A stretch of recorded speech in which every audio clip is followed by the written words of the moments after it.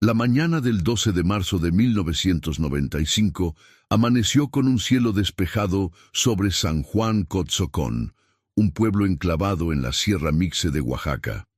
El mercado ya bullía con voces de comerciantes que ofrecían café recién tostado, pan dulce y frutas traídas desde los valles más bajos. Entre el gentío, 4 jóvenes caminaban con mochilas al hombro, riendo y bromeando, mientras se abrían paso entre los puestos de artesanías y comida.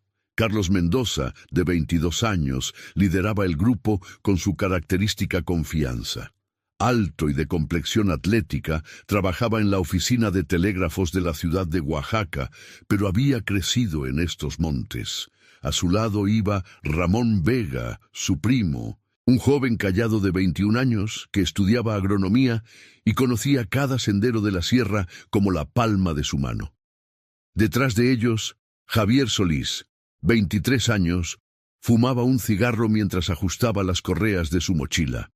Era mecánico en un taller de la capital y había insistido en acompañarlos para despejarse de la ciudad. Cerraba la marcha Miguel Ángel Torres, el más joven del grupo con apenas 20 años, estudiante de secundaria que trabajaba los fines de semana en la tienda de abarrotes de su padre. Los 4 habían planeado esta expedición durante semanas. Querían llegar hasta las ruinas de un antiguo asentamiento mixe que, según las historias de los ancianos del pueblo, se encontraba en lo más profundo de la sierra, a 2 días de caminata. Carlos había convencido a los demás, prometiéndoles aventura y la oportunidad de encontrar vestigios arqueológicos que podrían documentar. Antes de continuar, quiero pedirte algo. Si estás disfrutando esta historia, suscríbete al canal y déjame un comentario diciéndome desde dónde nos estás viendo. Tu apoyo significa mucho y me ayuda a seguir trayéndote más historias como esta. ¿Ya tienen todo?, preguntó Carlos mientras revisaba su brújula, un regalo que su abuelo le había dado años atrás. «Todo listo», respondió Miguel palmeando su mochila. «Comida para 4 días, agua, mapas, linternas. Estamos preparados». Ramón observaba el horizonte montañoso con expresión seria. «Deberíamos avisar en el pueblo hasta dónde vamos exactamente. Mi tío Fermín dice que esa zona es peligrosa». «¿Peligrosa por qué?», preguntó Javier soltando una bocanada de humo. «¿Por los cuentos de viejas sobre espíritus de la montaña?» «No», interrumpió Ramón con firmeza. «Por los derrumbes, las cuevas profundas, y porque si te pierdes ahí arriba, nadie te encuentra. La niebla baja en minutos y no ves ni tu propia mano». Carlos rió y puso una mano en el hombro de su primo.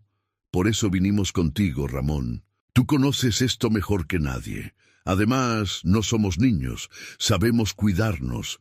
Compraron algunas provisiones adicionales en el mercado, tortillas recién hechas, queso fresco, tasajo y varias botellas de agua embotellada.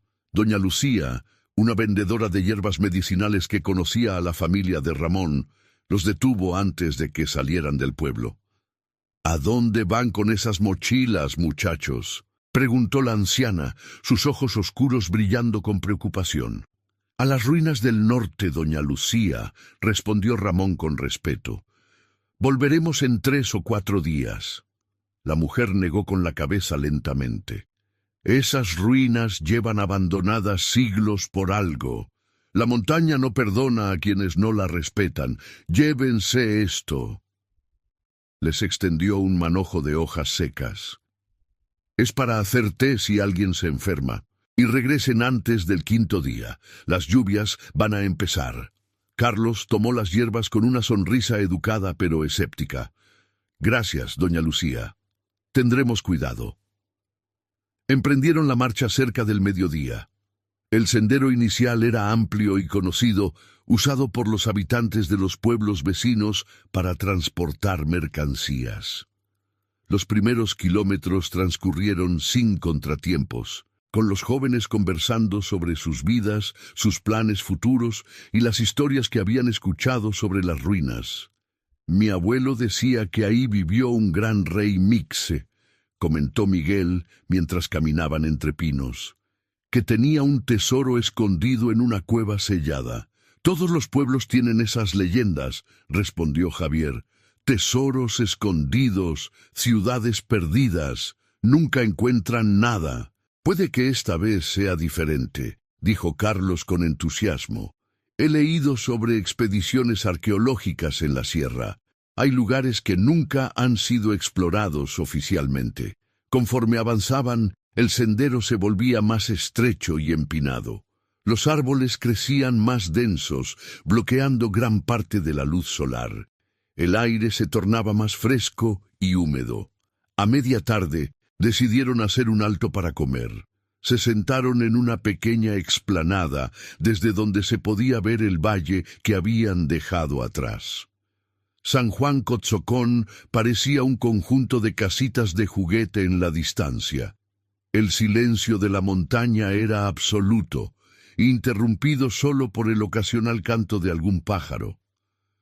«Es hermoso», murmuró Miguel, mordiendo una tortilla con queso. «Me había olvidado de lo tranquilo que es estar aquí arriba». «Sí», acordó Ramón, «pero también es fácil perderse. Miren». Señaló hacia el norte, donde espesas columnas de niebla comenzaban a formarse. «Eso llegará aquí en un par de horas. Necesitamos encontrar un buen lugar para acampar antes de que oscurezca». Continuaron la marcha con renovado propósito. El terreno se volvía cada vez más irregular, con rocas sueltas y raíces expuestas que dificultaban el avance. Carlos consultaba constantemente su brújula y un mapa dibujado a mano que había copiado de un documento en los archivos municipales. «Según esto, deberíamos llegar a un río pequeño antes del anochecer», anunció. «Podemos acampar ahí y seguir mañana temprano». Efectivamente, al cabo de otra hora de caminata, escucharon el murmullo del agua. Un arroyo cristalino corría entre las rocas, formando pequeñas cascadas. El lugar era perfecto para acampar. Había una zona plana protegida por grandes árboles y piedras que servirían como paravientos. Montaron las carpas mientras aún había luz.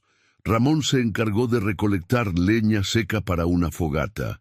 Javier organizó las provisiones y Miguel llenó las cantimploras con agua del arroyo. Cuando cayó la noche, se sentaron alrededor del fuego, compartiendo historias y comida. «¿Saben qué día es hoy?», preguntó Miguel de repente. «12 de marzo. Mi mamá cumple años». «Le llevarás algo bonito cuando volvamos», dijo Carlos. «Una piedra bonita de las ruinas, algo así». «Mi mamá se va a enojar de todos modos», rió Miguel. «Le dije que iba a un curso en la ciudad. Si se entera de que vine a la sierra, me mata». «Todas nuestras mamás se van a enojar», agregó Javier. «Pero valdrá la pena». La conversación derivó hacia temas más serios. Carlos habló sobre su deseo de estudiar historia en la universidad. Ramón compartió sus planes de modernizar las técnicas de cultivo en la región. Javier confesó que estaba ahorrando para abrir su propio taller mecánico. Miguel, el más joven, admitió que no sabía qué hacer con su vida, pero que quería algo más que trabajar en la tienda de su padre. «Este viaje es importante», dijo Carlos mirando las llamas. «No solo por las ruinas. Es sobre demostrar que podemos hacer algo grande, ¿saben? Que no somos solo muchachos de pueblo sin ambiciones». «Amén a eso», respondió Javier, levantando su cantimplora en un brindis. Durmieron profundamente esa noche, arrullados por el sonido del arroyo y el crepitar de la fogata. Al amanecer del día siguiente, despertaron con el canto de los pájaros y la luz del sol filtrándose entre los árboles. El segundo día de caminata fue significativamente más difícil. El sendero prácticamente desapareció, obligándolos a abrirse paso entre la maleza, usando machetes que habían traído. El terreno ascendía constantemente y el aire se volvía más delgado, dificultando la respiración. «¿Estás seguro de que vamos bien?», preguntó Javier, respirando con dificultad. Carlos consultó su brújula y el mapa. Deberíamos estar cerca. Según el mapa, las ruinas están en una meseta elevada, justo después de un desfiladero rocoso. Ese debe ser, señaló Ramón hacia adelante, donde las formaciones rocosas creaban un pasaje natural entre dos paredes de piedra. Avanzaron por el desfiladero con precaución. Las paredes de roca se elevaban a ambos lados, creando sombras profundas, incluso a plena luz del día. El suelo estaba cubierto de piedras sueltas que rodaban bajo sus pies.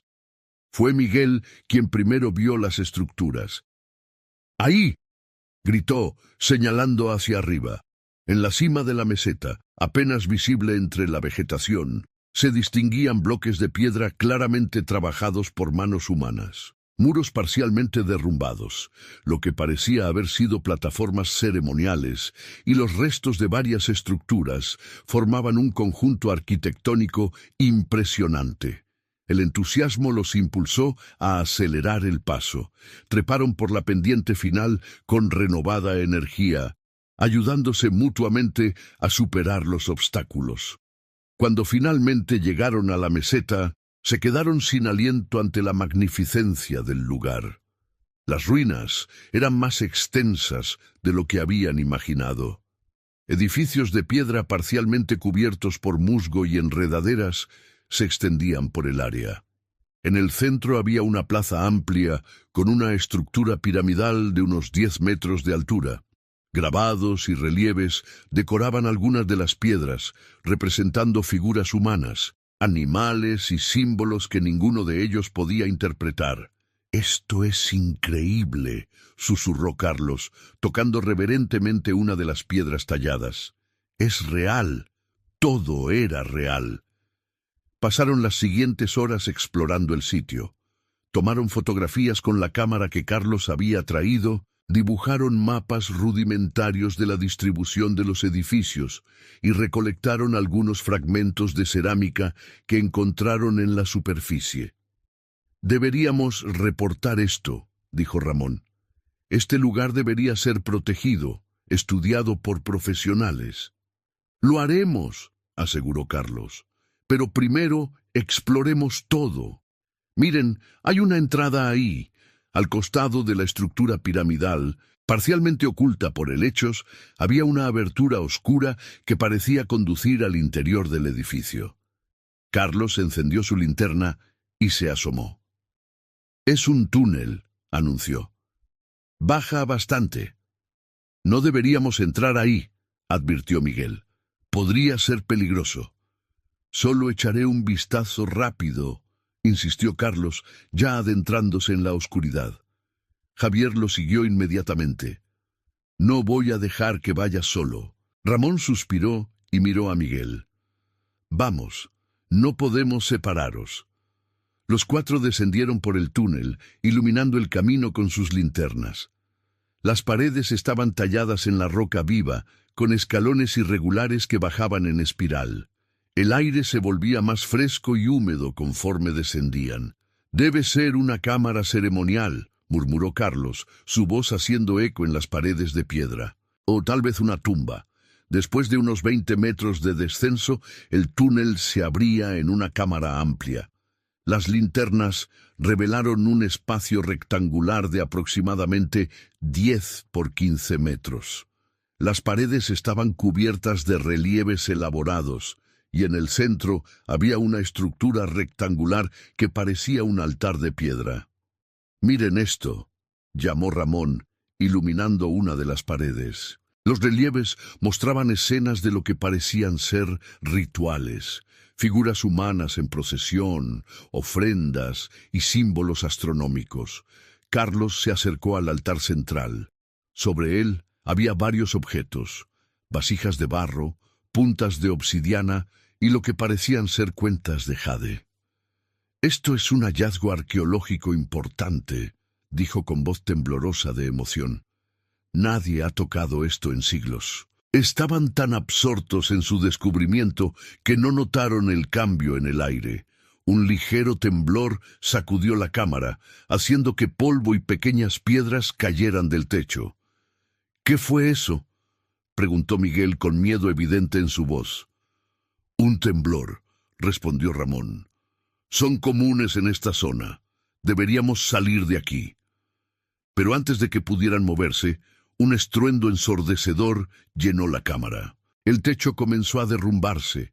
Bloques de piedra caían a su alrededor, mientras los 4 jóvenes corrían desesperadamente hacia la salida del túnel. ¡Corran!, gritó Carlos. Javier fue el primero en llegar al túnel, seguido de cerca por Ramón. Miguel tropezó con una piedra caída, pero logró recuperar el equilibrio. Carlos, que venía detrás, sintió un golpe fuerte en la cabeza. Una piedra lo había alcanzado, haciéndolo caer. «¡Carlos!», gritó Miguel volteando. «¡Sigan!», gritó Carlos, tratando de levantarse a pesar del dolor y el mareo. El derrumbe continuó durante lo que parecieron minutos eternos. Cuando finalmente cesó, una nube de polvo llenaba el aire, haciendo casi imposible respirar o ver. Miguel tosía violentamente, tratando de limpiar sus pulmones. Lentamente, conforme el polvo se asentaba, pudo ver que estaba en el túnel, cerca de la entrada de la cámara. «¿Carlos?», llamó. «¿Ramón? ¿Javier?». No hubo respuesta. Encendió su linterna con manos temblorosas. La entrada a la cámara ceremonial estaba completamente bloqueada por toneladas de roca. No había forma de entrar o salir por ahí. «¡No!», gritó Miguel golpeando inútilmente las piedras. «¡Carlos! ¡Ramón! ¡Javier! ¿Me escuchan?». Solo el silencio le respondió. Sus amigos estaban atrapados al otro lado, o peor aún, podrían estar muertos, aplastados por las rocas. Miguel subió por el túnel tan rápido como pudo, tropezando en su prisa. Cuando salió a la superficie, el sol ya estaba bajo en el horizonte. La meseta lucía igual que antes, tranquila e indiferente a la tragedia que acababa de ocurrir. «¡Ayuda!», gritó al aire. «¡Necesito ayuda!». Pero solo el viento entre los árboles le respondió. Estaba solo, a 2 días de camino del pueblo más cercano, y sus 3 amigos estaban atrapados bajo toneladas de roca en una tumba antigua que nadie más sabía que existía. Miguel pasó esa noche en la meseta incapaz de dormir. Cada vez que cerraba los ojos, veía las rocas cayendo. Escuchaba los gritos de sus amigos. Al amanecer, tomó una decisión. Tenía que regresar al pueblo y conseguir ayuda. Era la única opción. Emprendió el camino de regreso corriendo cuando podía, arrastrándose cuando el cansancio lo vencía.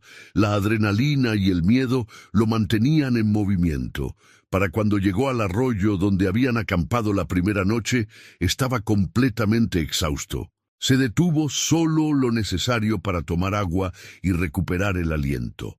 El descenso fue más rápido que la subida, pero para Miguel cada minuto era una agonía. Sus amigos podrían estar heridos, sin agua, sin aire. Cada segundo contaba.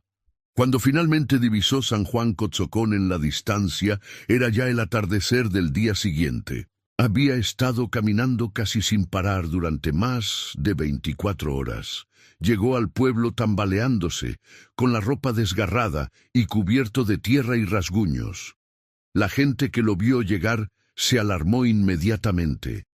Doña Lucía fue de las primeras en alcanzarlo. «Muchacho, ¿qué pasó? ¿Dónde están los demás?».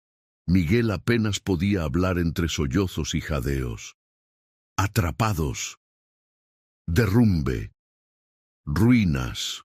Necesitamos ayuda». La noticia se esparció por el pueblo como pólvora. En cuestión de minutos se había formado un grupo de hombres dispuestos a organizar un rescate. El padre de Miguel llegó corriendo, abrazando a su hijo con lágrimas en los ojos. «Gracias a Dios que estás vivo», murmuró. «¿Dónde están Carlos, Ramón y Javier?». Miguel les explicó lo que había sucedido. Don Fermín, el tío de Ramón, y uno de los hombres más respetados del pueblo, organizó inmediatamente la expedición de rescate. Reunieron cuerdas, picos, palas, linternas y provisiones médicas. «Saldremos al amanecer», anunció don Fermín.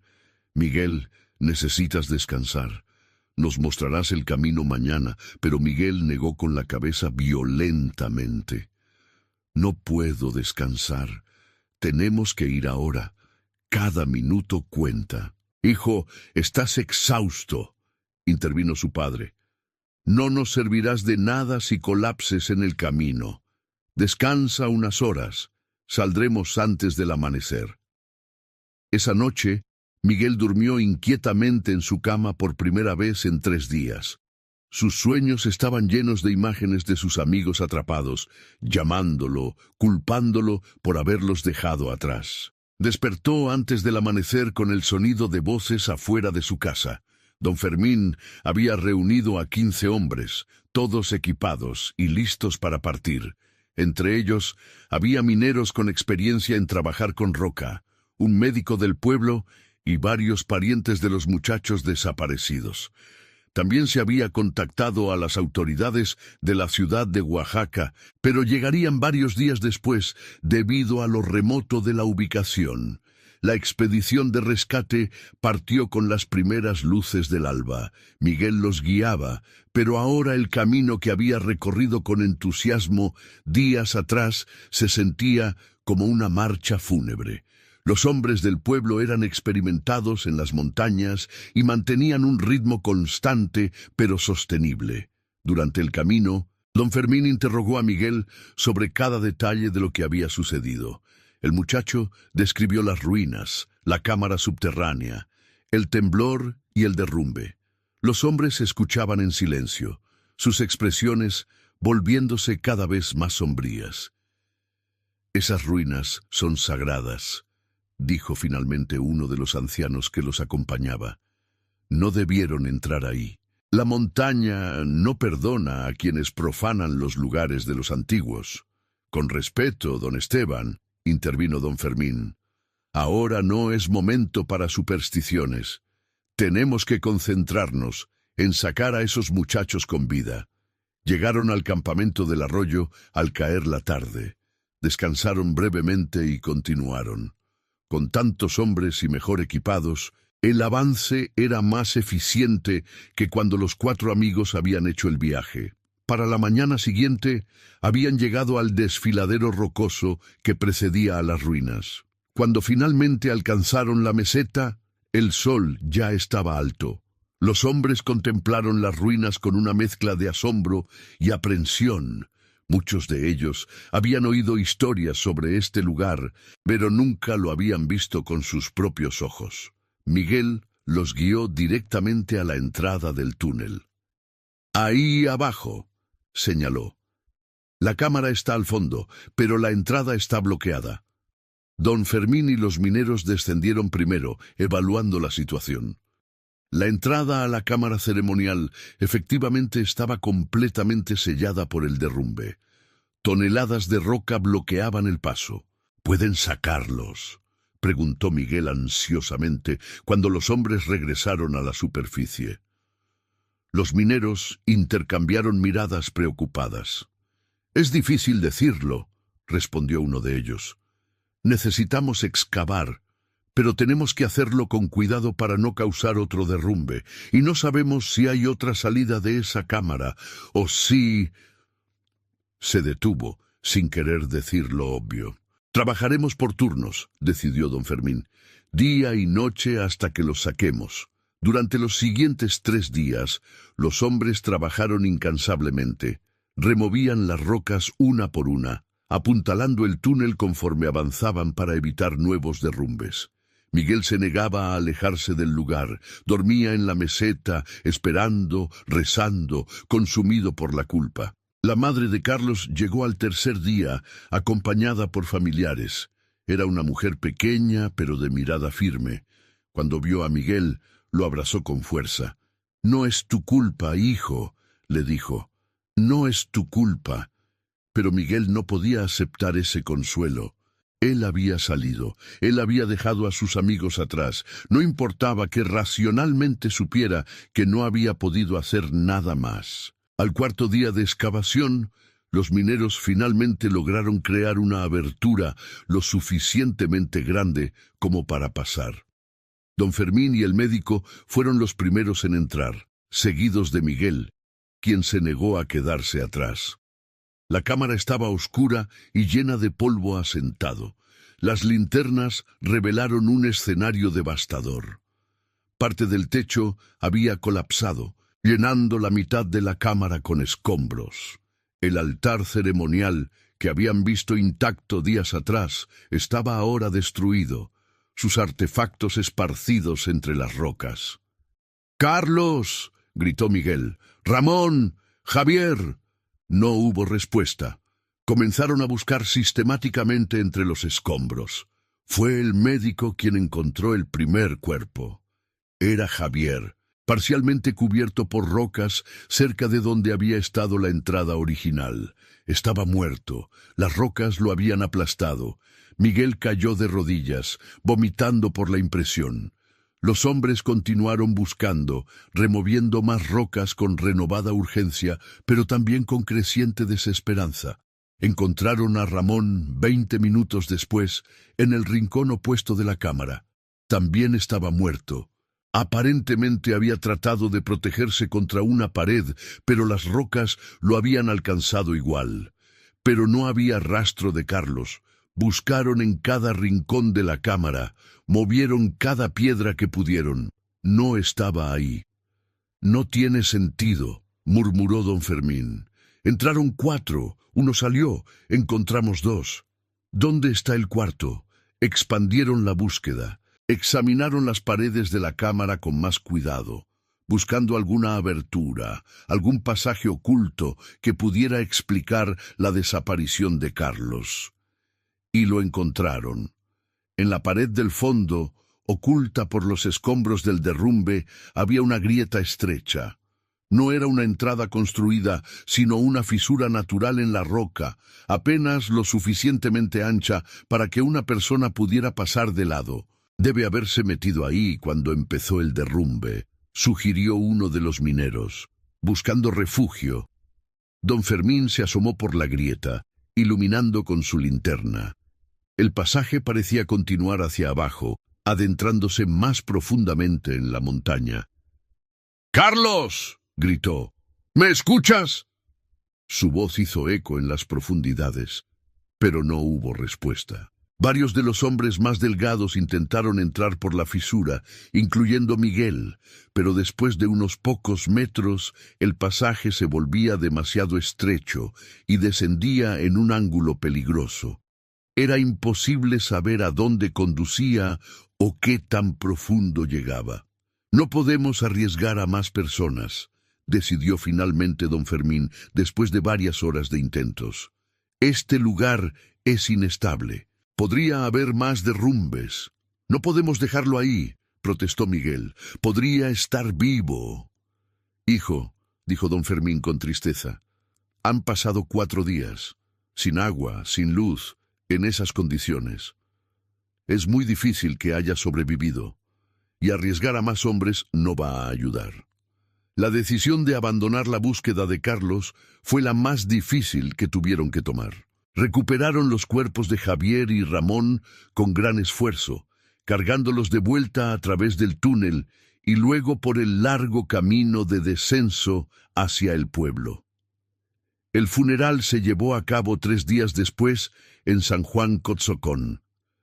2 ataúdes fueron enterrados en el cementerio del pueblo, mientras sus familias lloraban inconsolables. Para Carlos Mendoza no hubo ataúd, solo una lápida vacía con su nombre y las fechas, 1973-1995, perdido en la montaña. La madre de Carlos, doña Teresa, se negaba a aceptar que su hijo estaba muerto. «Lo están buscando mal», insistía. «Está vivo, lo sé. Una madre sabe estas cosas». Pero las semanas pasaron, luego los meses. Las autoridades estatales enviaron un equipo de especialistas que examinaron las ruinas y la cámara colapsada. Confirmaron que era demasiado peligroso explorar más allá de la fisura en la pared. El sitio fue oficialmente declarado zona de peligro y se prohibió el acceso. Miguel nunca se perdonó. Abandonó sus estudios, dejó de trabajar en la tienda de su padre, pasaba sus días bebiendo en las cantinas del pueblo, ahogando su culpa en alcohol. Su familia intentó ayudarlo, pero él se alejaba de todos. Las pesadillas lo perseguían cada noche. Veía a sus amigos llamándolo desde la oscuridad, preguntándole por qué los había dejado morir. Los años pasaron lentamente en San Juan Cotzocón. Las familias de Javier y Ramón eventualmente encontraron algo de paz, aunque el dolor nunca desapareció completamente. Doña Teresa, la madre de Carlos, nunca dejó de esperar. Cada noche encendía una vela en su ventana, un faro para guiar a su hijo de vuelta a casa. Miguel, consumido por el alcoholismo y la culpa, se convirtió en una sombra de su antiguo yo. A los 30 años parecía tener 50. La gente del pueblo lo veía con lástima, susurrando historias sobre el que sobrevivió y su lenta autodestrucción. En 1998, 3 años después de la tragedia, Miguel intentó suicidarse. Fue encontrado por su padre en el viejo cobertizo detrás de su casa, con una soga alrededor del cuello. Sobrevivió, pero el incidente lo llevó a un hospital psiquiátrico en la ciudad de Oaxaca, donde pasó 6 meses. Cuando salió, estaba diferente, más tranquilo, medicado, pero también más ausente. Los médicos dijeron que tenía trastorno de estrés postraumático severo y depresión crónica. Le recetaron medicamentos que lo mantenían en un estado de embotamiento emocional. Durante todos esos años, nadie regresó a las ruinas. El lugar adquirió una reputación siniestra. La gente del pueblo lo llamaba el lugar maldito y advertía a los visitantes que se mantuvieran alejados. La vegetación gradualmente fue reclamando la meseta, cubriendo las antiguas piedras con raíces y enredaderas. Miguel vivía día a día, haciendo trabajos ocasionales cuando necesitaba dinero, pero principalmente existiendo en un estado de limbo emocional.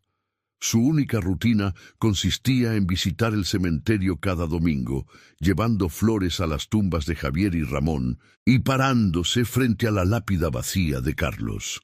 Doña Teresa envejeció rápidamente. El cabello se le volvió completamente blanco y su espalda se encorvó, pero nunca dejó de encender su vela nocturna. La gente le decía que dejara ir a su hijo, que aceptara su muerte y encontrara paz, pero ella se negaba rotundamente. «Mi hijo está vivo», insistía con una certeza que rozaba la locura. «Lo sé aquí», se tocaba el corazón. Una madre sabe cuando su hijo está muerto, y Carlos vive. Los años se convirtieron en una década.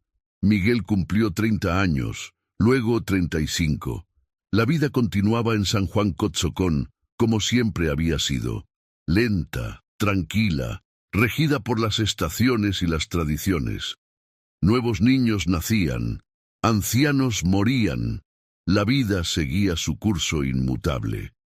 Fue en marzo de 2014, exactamente 19 años después de la desaparición, cuando todo cambió. Un campesino llamado Rodolfo García estaba cazando venados en las estribaciones de la sierra, a varios kilómetros al este de las ruinas, donde había ocurrido la tragedia. Era temprano en la mañana y la niebla aún cubría las partes bajas de las montañas. Rodolfo seguía el rastro de un venado cuando escuchó un sonido extraño. Parecía ser alguien tosiendo. Se detuvo, escuchando con atención. Efectivamente, alguien estaba cerca y parecía estar en problemas. Siguió el sonido y lo que encontró lo dejó paralizado por la impresión. Al lado de un árbol caído había un hombre. Pero no era un hombre cualquiera. Estaba demacrado hasta los huesos, su piel pálida como la de un cadáver, el cabello largo y enmarañado cayéndole hasta la cintura.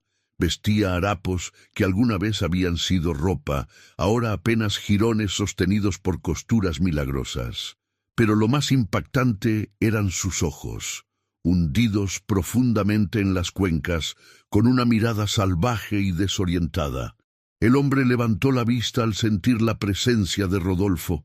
Intentó hablar, pero solo emitió un graznido ronco. Su garganta estaba tan seca que no podía formar palabras. Rodolfo, superando su shock inicial, se acercó con precaución. —¿Estás bien? ¿Necesitas ayuda? El hombre asintió débilmente. Rodolfo le dio agua de su cantimplora. El hombre bebió desesperadamente, derramando la mitad del líquido por su barbilla en su frenesí. Cuando finalmente pudo hablar, sus primeras palabras fueron apenas un susurro. —¿Dónde? ¿Dónde estoy? —Estás en las montañas cerca de San Juan Cotzocón —respondió Rodolfo. —¿Quién eres? ¿Qué te pasó? El hombre lo miró confundido, como si la pregunta no tuviera sentido. —Yo. Me llamo Carlos, Carlos Mendoza. Rodolfo sintió como si le hubieran vertido agua helada en la espalda. Todos en la región conocían la historia de los 4 amigos desaparecidos. Carlos Mendoza había sido dado por muerto hacía 19 años. —Eso no es posible —murmuró Rodolfo. Carlos Mendoza murió en 1995. —¿1995? Carlos lo miró sin comprender. —Pero eso fue hace. Intentó hacer el cálculo, pero su mente parecía incapaz de procesarlo. —¿Qué año es? 2014. El color drenó del rostro de Carlos, que ya estaba pálido. No puede ser. Eso significaría 19 años. He estado. No pudo terminar la frase. Sus ojos se llenaron de lágrimas y comenzó a temblar incontrolablemente. Rodolfo, todavía procesando la imposibilidad de la situación, tomó a Carlos del brazo. —Tenemos que llevarte al pueblo. Necesitas un médico, tu familia. Tu madre todavía vive. Ha estado esperándote todos estos años. El viaje de regreso a San Juan Cotzocón tomó varias horas. Carlos apenas podía caminar. Estaba tan débil que Rodolfo tuvo que sostenerlo la mayor parte del camino. Conforme descendían de las montañas, Carlos miraba todo con ojos desorientados, como si viera el mundo por primera vez. Todo se ve diferente, murmuraba. Los árboles, el camino. Realmente han pasado 19 años. Cuando llegaron al pueblo, era media tarde. La noticia de su aparición se esparció instantáneamente. La gente salía de sus casas, incapaces de creer lo que veían. Muchos hacían la señal de la cruz, convencidos de que estaban viendo un fantasma. Don Fermín, ahora un hombre de 70 años, fue de los primeros en acercarse. Se detuvo a unos metros de Carlos, estudiando su rostro demacrado. A pesar de los años y la transformación física, reconoció los rasgos del joven que había intentado rescatar casi 2 décadas atrás. —Dios mío —susurró—, ¿es realmente él? Doña Teresa escuchó el alboroto desde su casa. Cuando le dijeron que su hijo había regresado, salió corriendo a la calle con una velocidad que contradecía sus 72 años. Abrió paso entre la multitud y se detuvo frente a Carlos. Por un momento, madre e hijo simplemente se miraron. Los ojos de Teresa, nublados por las cataratas, lloraban torrencialmente. Carlos, apenas sostenido por Rodolfo, extendió una mano temblorosa hacia su madre. —Mamá —dijo con voz quebrada—, lo siento tanto. Teresa lo abrazó con fuerza, sollozando inconsolablemente. Te dije que volverías, repetía una y otra vez. Le dije a todos que estabas vivo, lo sabía. El médico del pueblo llegó corriendo, examinó a Carlos rápidamente y ordenó que lo llevaran inmediatamente al centro de salud. Carlos estaba severamente deshidratado, desnutrido y mostraba signos de múltiples problemas de salud. Alguien fue a buscar a Miguel. Lo encontraron en la cantina, como de costumbre. Cuando le dijeron que Carlos había regresado, Miguel creyó que era una broma cruel. Pero la expresión en el rostro del mensajero le dijo que era verdad. Miguel corrió hacia el centro de salud como no había corrido en años. Cuando entró, vio a Carlos recostado en una camilla mientras el médico le insertaba una vía intravenosa. Carlos giró la cabeza al sentir la presencia de su amigo. Sus ojos se encontraron. Miguel se acercó lentamente sin poder creer lo que veía. Carlos intentó sonreír, pero la expresión resultó más bien una mueca. «Miguel», dijo Carlos, «estás tan viejo». Miguel soltó una risa que era mitad sollozo. «Tú también, hermano, tú también». Las primeras semanas del regreso de Carlos fueron caóticas. Los medios de comunicación llegaron desde la ciudad de Oaxaca e incluso desde la Ciudad de México. La historia del hombre que había regresado después de 19 años perdido en la montaña capturó la imaginación del público. Pero Carlos se negaba rotundamente a hablar con reporteros. De hecho, apenas hablaba con nadie excepto con su madre y ocasionalmente con Miguel. Pasaba la mayor parte del tiempo en su habitación, mirando por la ventana, perdido en pensamientos que se negaba a compartir. El médico que lo atendía estaba desconcertado por su condición física. Sí, Carlos estaba desnutrido y deshidratado, pero no tanto como cabría esperar de alguien que supuestamente había estado perdido durante 19 años. Su cuerpo mostraba signos de privación severa, pero también períodos de recuperación. Era como si hubiera tenido acceso esporádico a comida y agua.